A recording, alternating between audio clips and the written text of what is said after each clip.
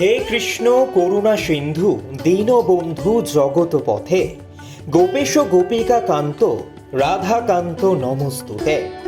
লীলাবতার শ্রীকৃষ্ণ হিন্দু ধর্মের অন্যতম প্রধান দেবতা, যিনি জগৎপালক শ্রী বিষ্ণুর অষ্টম অবতার এবং স্বয়ং পরমেশ্বর রূপে পূজিত।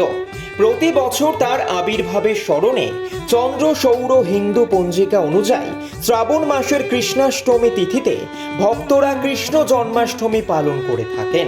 তবে জানেন কি এবারের জন্মাষ্টমী শ্রীকৃষ্ণের কততম জন্মতিথি? হ্যাঁ, এই প্রশ্নটি আপনার আমার মতো বহু হিন্দু ধর্মাবলম্বীদেরই জিজ্ঞাস্য। দাপর যুগ অনুসারে লীলাবতার শ্রীকৃষ্ণ 125 বছর 8 মাস ও 7 দিন পৃথিবীতে লীলা করেছিলেন। তিনি তার জীবনের প্রায় 11 বছর ব্রজলীলায়, 10 বছর মথুরা লীলায় ও 104 বছর দ্বারকা লীলায় অতিবাহিত করেছিলেন। 3228 খ্রিস্টপূর্বাব্দে অর্থাৎ আজ থেকে 5251 বছর পূর্বে রোহিণী নক্ষত্রে বুধবার শ্রাবণ মাসের অষ্টমী তিথিতে শ্রীকৃষ্ণের জন্ম হয়েছিল। 3222 খ্রিস্টপূর্বাব্দে মাত্র 7 বছর বয়সে তিনি গোবর্ধন পর্বত উঠিয়েছিলেন।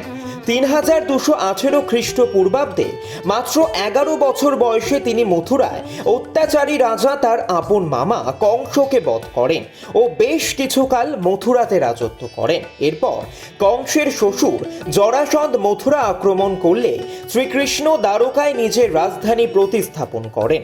জানা যায় 3140 খ্রিস্টপূর্বাব্দে 89 বছর বয়সে তিনি মহাভারতের ঘোষণা করেছিলেন এবং 18 দিনের ভয়ঙ্কর কুরুক্ষেত্রের যুদ্ধে পাণ্ডবদের নানা উপদেশ দিয়েছিলেন ও তিনি স্বয়ং অর্জুনের রথের সারথি রূপে উপস্থিত ছিলেন। এরপর যুদ্ধ শেষে তিনি দ্বারকায় ফিরে যান।